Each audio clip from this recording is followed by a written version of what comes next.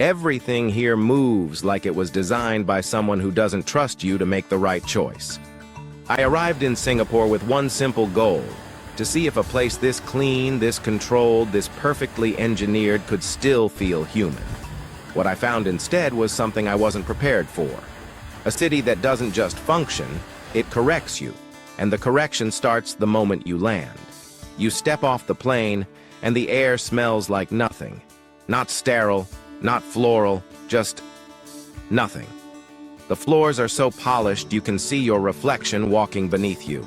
There are no announcements blaring overhead. No one is shouting. No one is rushing. Everything is already where it needs to be. This is when you start to notice the signs. Not advertisements, instructions. No smoking, no eating, no drinking, no durian, no littering. Maximum fine, $5,000. And you realize these aren't suggestions. They're conditions of entry.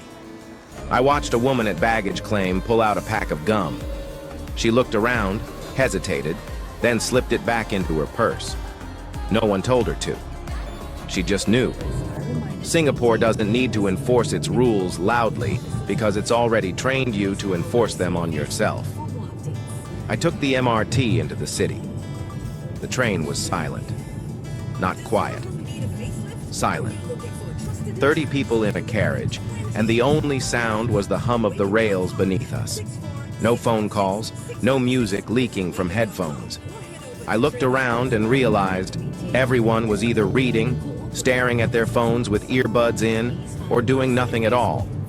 There was a man standing near the door, maybe in his 60s, holding the handrail. He sneezed once, quietly, then pulled out a tissue, wiped his nose, folded the tissue into a perfect square, and placed it in his pocket. I thought about the last subway I was on. When you arrive in Marina Bay, the first thing you see is the skyline. And it doesn't feel real. The buildings look like they were rendered in a computer and pasted onto the horizon. The colors are too sharp. The lines are too straight. The Marina Bay Sands Hotel sits on top of 3 towers like a ship that forgot to fall. Everything here is designed to impress you. And it works. But then you start walking. You notice the trees are too perfect. The grass is too green. The flowers bloom in rows. And you realize, even nature here has been told what to do. I sat down on a bench near the waterfront. It was late afternoon. The light was soft. Across from me, a young couple was taking photos. Not selfies. Photos. The kind where you hand your phone to a stranger and ask them to capture the moment. They smiled. They posed. They checked the result. Then they did it again. After the 5th attempt, I heard the girl say, "It has to be perfect." Her boyfriend nodded. He understood. This is when it becomes clear. Singapore doesn't just look perfect. It expects you to be. I walked into a hawker center for lunch. If you don't know what that is, imagine a food court, but older, louder, and somehow more organized. Every stall has a letter grade posted above it. A, B, C hygiene ratings assigned by the government. Most of them were A's. I ordered chicken rice from a stall run by an older man who didn't smile, but moved with the precision of someone who had made the same dish 10,000 times. He placed the plate in front of me without a word. The chicken was perfectly sliced. The rice glistened. The chili sauce sat in a small dish on the side, untouched by anything else. I took a bite. It tasted exactly like I thought it would. And that's the thing about Singapore. It delivers. Every time. Exactly what you expect. No more, no less. But somewhere between efficiency and excellence, something else gets lost. Later, I walked through Chinatown. The streets were clean. The shop fronts were colorful. Tourists moved in clusters, taking photos of temple doors and souvenir stalls selling the same keychains in slightly different colors. I stopped in front of a small shrine. Incense smoke curled upward, slow and unbothered. An elderly woman was kneeling in front of it, palms pressed together, eyes closed. She stayed there for a long time. Around her, the world kept moving. People walked past with shopping bags. A child ran by holding a balloon. A street performer played a song I didn't recognize on a battered guitar.